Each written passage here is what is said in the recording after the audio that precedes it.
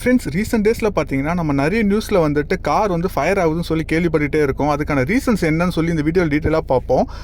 Cars பார்த்தீங்கன்னா அதுவே ஆட்டோமேட்டிக்காக ஃபயர் ஆகாது. ஒன்று வந்து பார்த்தீங்கன்னா மேனுஃபேக்சரிங் டிஃபெக்டாக இருக்கும், இன்னொன்று வந்து பார்த்தீங்கன்னா மேன்மேட் டிஃபெக்டாக இருக்கும். நம்ம என்னெல்லாம் மேனுஃபேக்சரிங் டிஃபெக்ட் வரும், என்னெல்லாம் மேன்மேட் இஷ்யூ அப்படின்னு சொல்லி இந்த வீடியோவில் டீட்டெயிலாக பார்ப்போம். நான் சொல்கிற விஷயம் எல்லாம் உங்கள் வண்டியில் கரெக்டாக இருக்கான்னு சொல்லி செக் பண்ணிவிட்டு கமெண்ட் செக்ஷனில் சொல்லுங்கள். சப்போஸ் நான் ஏதாச்சும் மிஸ் பண்ணியிருந்தாலும் கமெண்ட் செக்ஷனில் சொல்லுங்கள். ஸோ தட் வந்து இன்னொருத்த பார்க்குறவங்களுக்கு வந்து இது யூஸ் ஆகும். கார் ஃபயரிங்க்கு ஃபஸ்ட்டு ரீசன் பார்த்தீங்கன்னா வண்டி வந்து பயங்கரமாக ஹீட் ஆகுறது. அதுக்கான ரீசன் பார்த்தீங்கன்னா ரேடியேட்டர் வந்து சரியாக ஒர்க் ஆகாதது. ரேடியேட்டர் ஒர்க் ஆகாமல் போகிறதுக்கு நிறைய ரீசன்ஸ் இருக்குது. ஃபர்ஸ்ட் ஒன் பார்த்தீங்கன்னா கூலண்டோட லெவல் குறைஞ்சிருச்சுன்னா ஆட்டோமேட்டிக்காக ரேடியேட்டரில் ஏர் ஏறிடும். ஏர் ஏறிடுச்சுன்னா சர்க்குலேஷனும் இருக்காது. சர்க்குலேஷன் இல்லைனா வண்டி வந்து பயங்கரமாக ஹீட் ஆகும். செகண்ட் ஒன் பார்த்தீங்கன்னா எங்கேயாச்சும் லீக் இருந்துச்சுன்னு வச்சுக்கோங்களேன், ஆட்டோமேட்டிக்காக கூலண்ட் வந்து குறைஞ்சிட்டே இருக்கும். இதனால பார்த்தீங்கன்னா ஏர் ஏறிடும். தேர்ட் ஒன் பார்த்தீங்கன்னா கூலண்ட் வந்து சரியாக டாப் அப் பண்ணாமல் விட்டுருவோம். அதனால வந்து பார்த்தீங்கன்னா இதனாலையும் வந்துட்டு ஏர் ஏறிடும். ஃபோர்த் ஒன் பார்த்தீங்கன்னா பீரியாடிக் மெயின்டெனன்ஸ். அதாவது வந்து பார்த்தீங்கன்னா ஒரு குறிப்பிட்ட டைம் வந்தோடனே கூலண்ட் வந்து மாற்றணும். பழைய கூலண்ட்டை வந்து யூஸ் பண்ணவே கூடாது. இதனால தான் பார்த்தீங்கன்னா வண்டி வந்து பயங்கரமாக ஹீட் ஆகும். இந்த பயங்கரமாக ஹீட் ஆகிறது தான் பார்த்தீங்கன்னா ஃபஸ்ட்டு ரீசனு.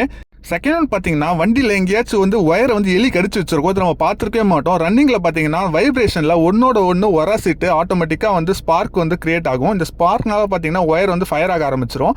இந்த ஃபயரிங்கே பார்த்தீங்கன்னா கார் ஃபுல்லாக வந்து ஸ்ப்ரெட் ஆகிடும். ஸோ உங்கள் வண்டியில் எங்கேயாச்சும் எலி ஒயர் கடிச்சிருக்கான்னு சொல்லி செக் பண்ணிக்கோங்க.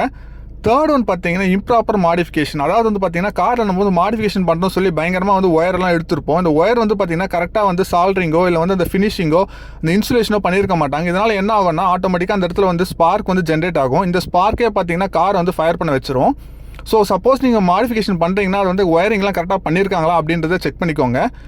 ஃபோர்த் ஒன் பார்த்தீங்கன்னா வண்டியில் வந்து கூலண்ட் லீக் ஆகும். இந்த கூலண்ட் லீக் வந்து நம்ம சரியாக பார்க்கவே மாட்டோம். இந்த லீக் வந்து எப்படி நடக்கும்னா வண்டி வந்து பயங்கரமாக ஹீட் ஆகுதுன்னு வச்சுக்கோங்களேன். அந்த ஹீட் ஆகிறதால பார்த்தீங்கன்னா கேஸ் கட்லாம் வந்து ஆட்டோமேட்டிக்காக வந்து எக்ஸ்பேண்ட் ஆக ஆரம்பிச்சிடும். எக்ஸ்பேண்ட் ஆகிறதால பார்த்தீங்கன்னா அந்த இடத்துல வந்து சின்ன ஹோல்ஸ் மாதிரி கிரியேட் ஆகும். இந்த ஹோல்ஸ்னால வந்து பார்த்தீங்கன்னா ஃபியூயல் வந்து கீழே ஒழுவோம். இந்த ஒழுகிற ஃபியூயல் வந்துட்டு எக்ஸாஸ்ட் மேனிஃபோல்டில் படும்போது, அதாவது வந்து எக்ஸாஸ்ட் போது பார்த்தீங்களா சைலன்சர், அதில் படும்போது ஆட்டோமேட்டிக்காக வந்து ஃபயர் ஆக ஆரம்பிச்சிடும். நெக்ஸ்ட் வந்து பார்த்தீங்கன்னா இம்ப்ராப்பர் ஃபியூசிங். அதாவது வந்து பார்த்தீங்கன்னா நம்ம வண்டியில் ஃபியூஸ் பாக்ஸ் இருக்கும். அதில் வந்து பார்த்தீங்கன்னா ஒவ்வொன்றுத்துக்கும் சொல்லி தனித்தனியான ஃபியூஸ் கொடுத்துருப்பாங்க. அது ஒரு ஆம்ஸ் போட்டிருப்பாங்க. சப்போஸ் 10 ஆம்ஸ் இருக்குன்னு வச்சுக்கோங்களேன், அது ஃபியூஸ் போயிடுச்சுன்னா நம்ம என்ன பண்ணுவோம்னா மெக்கானிக்கிட்ட கொடுத்து இந்த 10 ஆம்ஸ் ஃபியூஸ் வந்து திரும்ப போயிட்டே இருக்குன்னு சொன்னால் அவங்க என்ன பண்ணுவாங்கன்னா 10க்கு பதிலாக 15 ஆம்ஸ் போட்டுருவாங்க, இல்லை 20 ஆம்ஸ் போட்டுருவாங்க.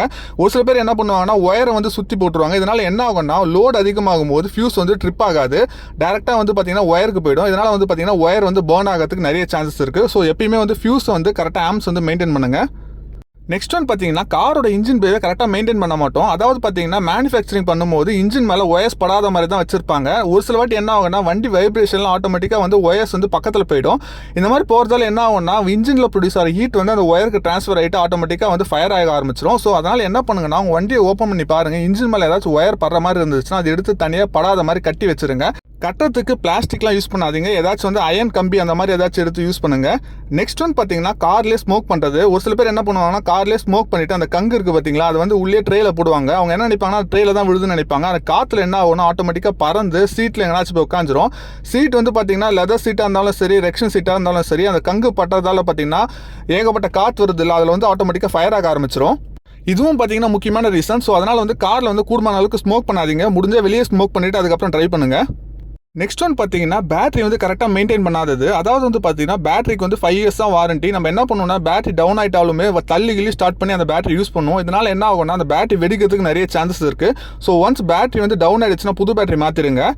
நெக்ஸ்ட் ஒன் பார்த்தீங்கன்னா மேனுஃபேக்சரிங் டிஃபெக்ட். அதாவது வந்து பார்த்தீங்கன்னா டிசைனிங்கில் வந்து கொஞ்சம் தப்பு பண்ணியிருப்பாங்க. லைக் வந்து நேனோ எடுத்துக்கோங்க. நேனோலாம் வந்து பார்த்தீங்கன்னா புதுசாக லான்ச் பண்ணப்போ நிறைய ஃபயர் ஆச்சு. இதுக்கான ரீசன்ஸ் பார்த்தீங்கன்னா அதோட டிசைன்ஸில் நிறைய மிஸ்டேக்ஸ் இருந்துச்சு. ஸோ அதை வந்து ரெக்டிஃபை பண்ணிட்டாங்க. ஸோ நீங்கள் புதுசாக ஒரு கார் வாங்க போகிறீங்கன்னா அந்த கார் வந்த உடனே வாங்கிடாதீங்க. ஏதாச்சும் கொஞ்சம் நாள் பொறுத்து ரிவ்யூலாம் பார்த்துட்டு அதுக்கப்புறம் வாங்குங்க.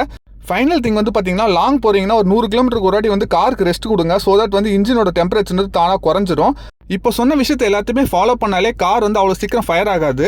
சப்போஸ் இந்த வீடியோவில் ஏதாச்சும் மிஸ் பண்ணியிருந்தா கமெண்ட் செக்ஷனில் சொல்லுங்கள். ஸோ தட் வந்து இந்த வீடியோ பார்க்குறவங்களுக்கு ஹெல்ப்ஃபுல்லாக இருக்கும். Thanks friends.